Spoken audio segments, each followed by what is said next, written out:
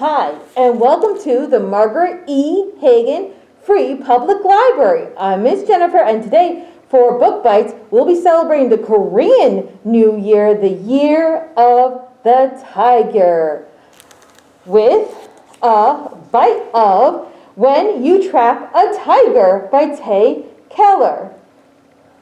Some stories refuse to say bottled up. Chapter 1.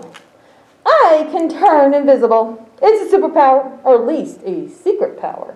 It's not like in the movies, and I'm not a superhero, so don't start thinking that. Heroes are stars who save the day. I just disappear. See, I didn't know at first that I had this magic. I just knew that teachers forgot my name and kids didn't ask me to play, and one time at the end of 4th grade, a boy in my class frowned at me and said, "Where do you come from? I don't think I've ever seen you before." I used to hate being invisible, but now I understand it's because I'm magic. My older sister Sam's, it's not a real super secret power. It's just called being shy. Sam can be rude. And the truth is, my power can come in handy.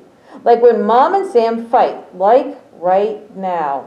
I wrap myself in invisibility and rest my forehead against the back seat window, watching raindrops slide down the side of our old station wagon. "You should stop the car," Sam says to Mom. Except Sam actually says this to her phone because she doesn't look up. She's sitting in the passenger seat with her feet slammed against the glove compartment, knees smashed into her chest, and her whole body curled around her glowing screen. Mom sighs, "Oh, please, we don't need to stop. It's just a little rain." But she ticks the windshield wipers up a notch and taps the brakes until we're going slug slow. The rain started as soon as we entered Washington State, and it only gets worse as our car inches past the hand-painted sign, "Welcome to Sunbeam" sign. Welcome to Helmani's town, a town of non-stop rain, its name like an inside joke. Sam smacks her black painted lips. K. That's all, just one letter. She taps her screen, sending bubbles of words and emojis to all her friends back home. I wonder what she's saying in those messages. Sometimes when I let myself imagine she's writing to me. "Sam, can you at least try to have a good attitude about this?" Mom shoves her glasses up her nose with too much force, like her glasses just insulted her and it's personal. "How can you even ask me that?" Sam looks up from her phone finally so she can glare at Mom. This is how it always starts. Their fights are loud and explosive. They burn each other up. It's safer to keep quiet. I press my fingertip against the rain-splattered window and draw a line between the drops, like I'm connecting the dots. My eyelids go heavy, and I'm so used to the fighting that it's practically a lullaby. But like you realize that you're basically the worst, right? Like, this is actually not okay. "Sam!" Mom is all edges, shoulders stiff, every muscle tense. I hold my breath and think, invisible, invisible, invisible, invisible. "No, seriously," Sam continues, "just because you randomly decided that you want to see Hermione more, that doesn't mean we want to uproot our entire lives. I had plans this summer.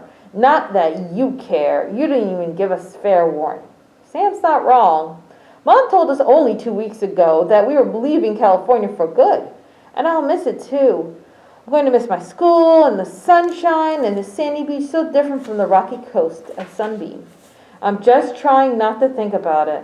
I thought that you spend more time with your grandmother. I thought you'd enjoy that.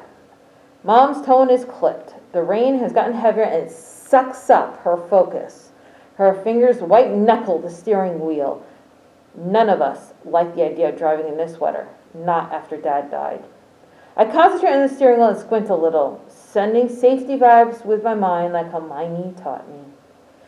"Way to deflect," Sam says, tugging at a single streak of white in her black hair. She's still angry, but deflated a little.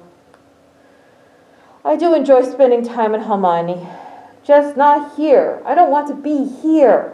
Hermione's always visited us in California. We haven't been to Sunbeam since I was 7. I gaze at the windshield. The landscape that slips by is peaceful. Gray stone houses, green grass, gray restaurants, green forests. The colors of Sunbeam blurred together. Gray, green, and then orange, black. I sit up, trying to make sense of the new colors. There's a creature lying on the road ahead. It's a giant cat with its head resting on its paws. No, not just a giant cat.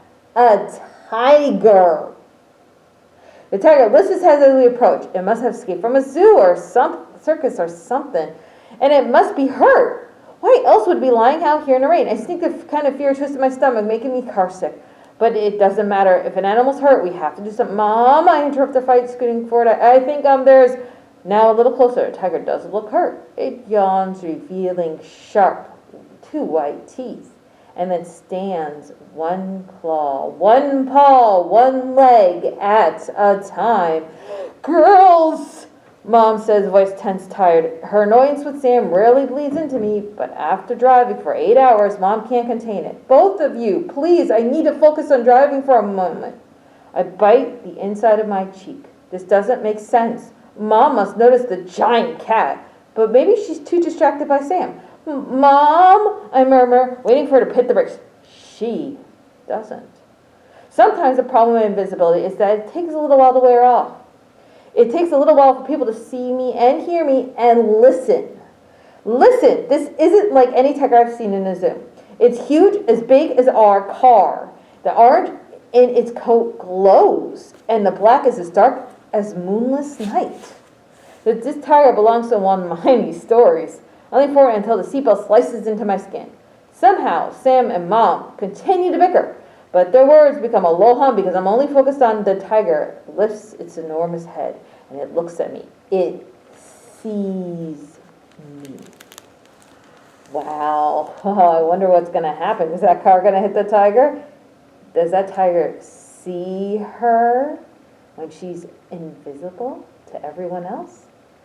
Thank you, and for joining me for another Book Bites. I'm Miss Jennifer, and I'll see you at the Margaret E. Heggan Free Public Library.